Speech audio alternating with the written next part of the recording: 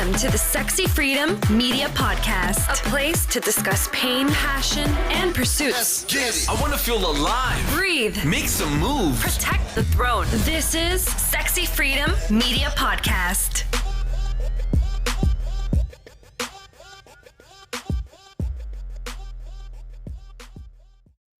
Welcome to Sexy Freedom Media Podcast. I'm your host for the rest of 2025, January Liddell. Aloha. Today, we're diving deep into something personal, powerful, and way overdue: BIPOC mental health awareness. July is BIPOC Mental Health Month, and it's not just about awareness.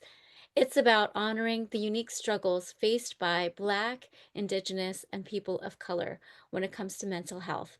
Today's episode is a safe space to unpack truths, confront stigmas, and start conversations that heal. Let's get into it. BIPOC, Black, Indigenous, People of Color Mental Health Month, was formally recognized in 2008 thanks to the incredible work of mental health advocate BB Campbell.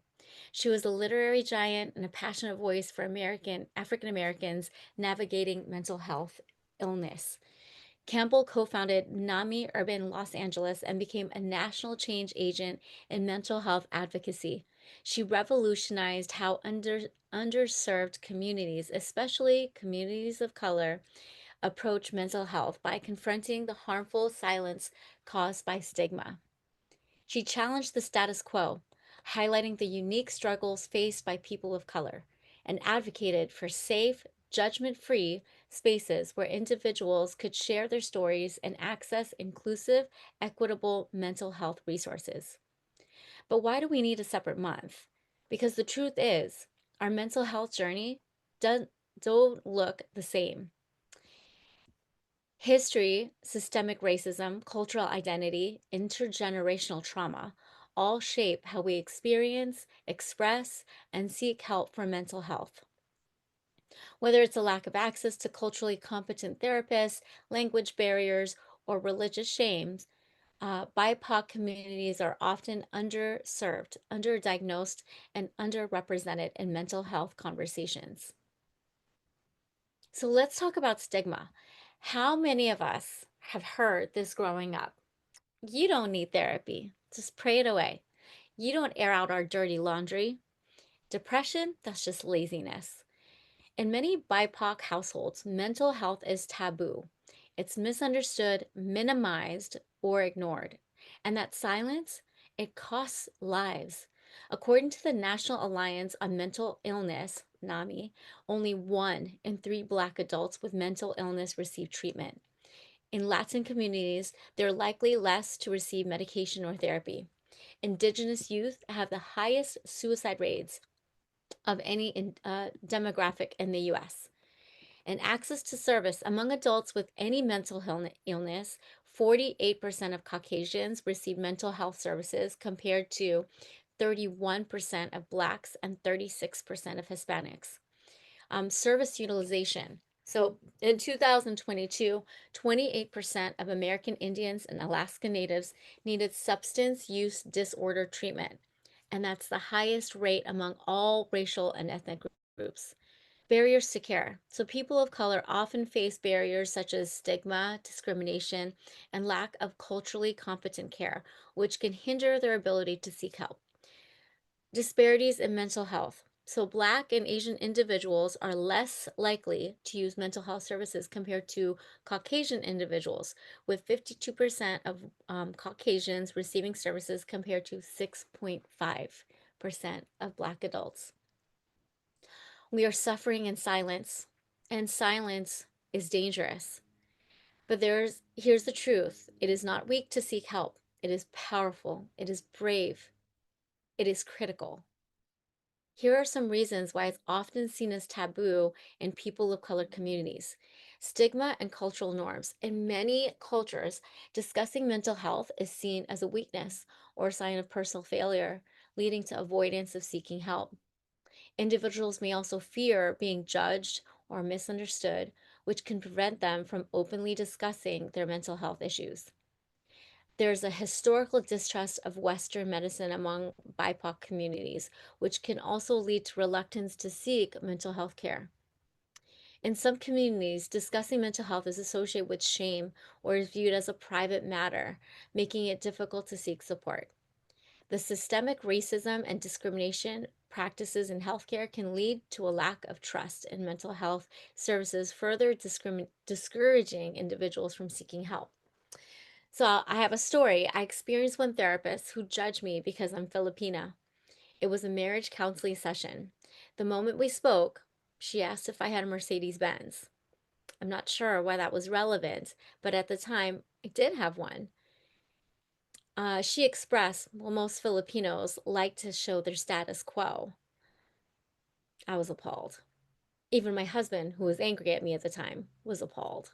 So I replied, it was between a Tahoe or a Mercedes, but I chose the Mercedes because it was cheaper and doesn't guzzle gas. In hindsight, I didn't owe her an explanation. That question didn't need to be asked. Needless to say, that was the last time I saw that woman. But therapists like her also make mistakes, and that can cost people, such as myself, from seeing or seeking counseling altogether.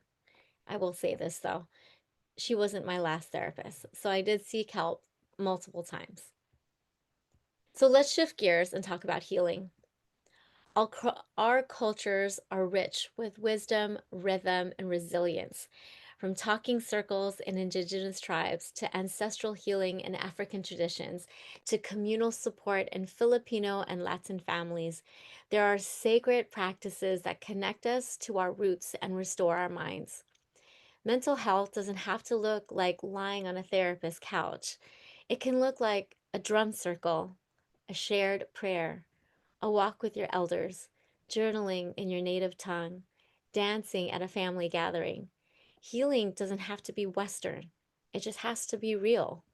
And when mental health professionals look like us, speak our language, understand our trauma, it makes the process feel safer, more human.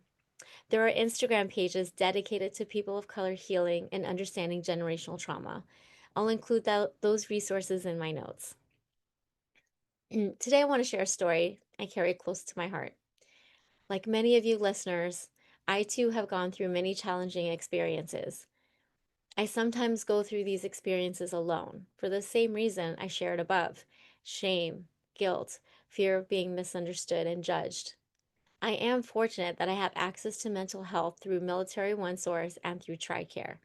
All I have to do is take that first step and call. I have seen countless therapists because it's a necessity and it's a non negotiable for me.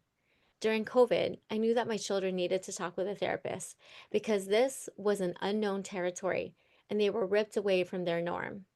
So the kids did see a therapist during COVID and continue to see a therapist when needed.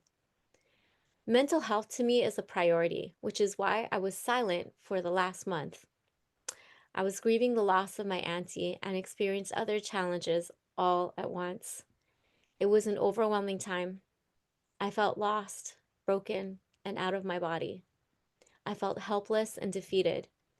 It was during this time I sought out help and a listening ear, prayers from my women's group and friends. It was time for me to pray and dig deep into my soul. I listened and watched the ocean and waves crashing to the shore.